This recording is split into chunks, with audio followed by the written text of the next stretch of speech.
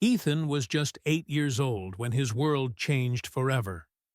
What began as fatigue and a few unexplained bruises turned into hospital visits, blood tests, and then silence in the room when the doctor walked in.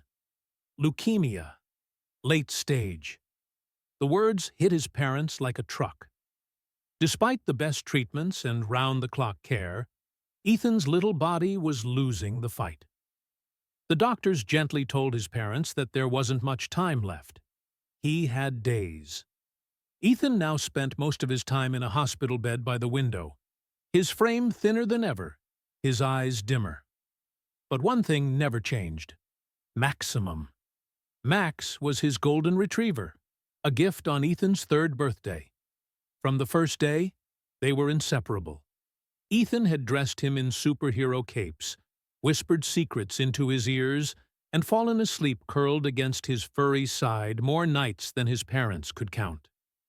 When Ethan got sick, Max changed too. He stopped playing with toys, rarely ate without being hand-fed, and refused to leave Ethan's side. The hospital staff made special arrangements for Max to visit during the day, but by evening he had to leave. Every time the nurses led him out, Max would pause at the door and look back, his eyes full of worry. "I just want one night with him," Ethan whispered one evening, his voice barely audible. "Just one night, with Max in my bed again." His mother choked back tears.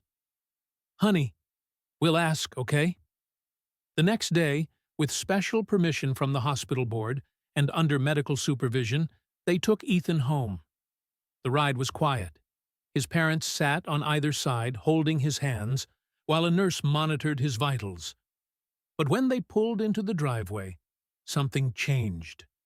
Max, who'd been waiting at the front door since morning, burst into wagging and barking. Not wildly, but gently, almost reverently. As if he understood the gravity of the moment. The moment Ethan was carried into the house, Max padded softly beside him, nuzzling his face and resting his head on the boy's chest. That night, Ethan lay in his old bed, pale and thin, but smiling for the first time in days. He reached a frail hand out and touched Max's ear. "Remember how you used to sleep on my feet?" he said softly. "You can do that again." Max didn't move to the foot of the bed. Instead, he slowly climbed up, curled around Ethan like a protective shell, and rested his head on the boy's chest, their hearts almost beating in rhythm. Sometime around 3 a.m., the nurse quietly called Ethan's mom into the hallway. "Look at this," she whispered, holding out the portable monitor. Ethan's vitals, his heart rate, his oxygen levels, were stabilizing, not just holding, improving. "It must be the meds," his mom said. The nurse shook her head. "We didn't give him anything new tonight."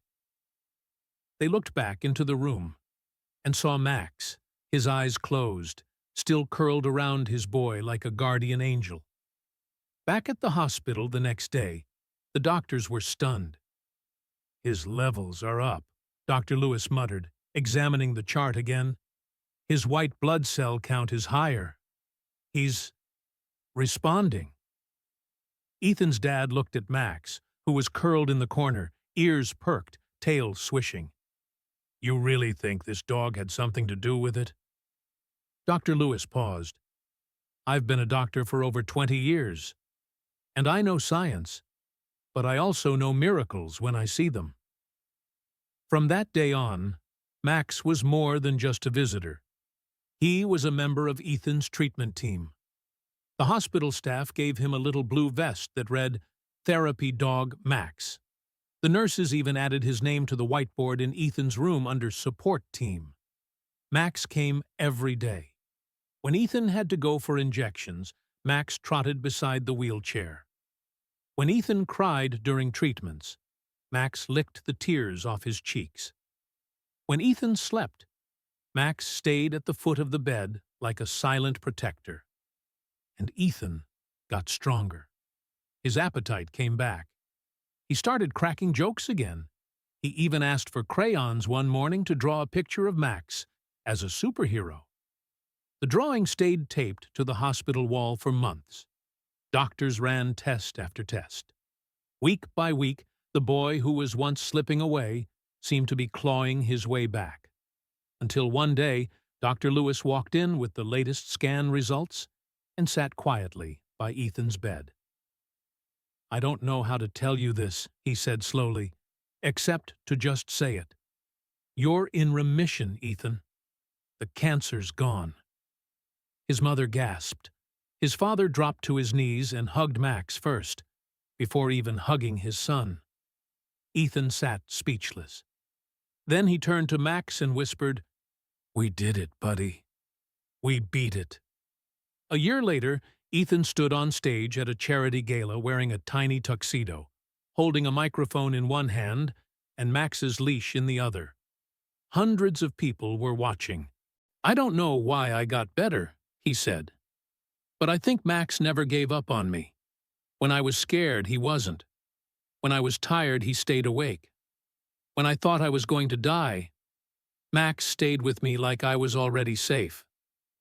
The room was silent. People wiped tears. Cameras flashed. And Max, his face a little grayer, his steps a little slower, sat by his boy's side with the calmness of someone who already knew everything would be okay.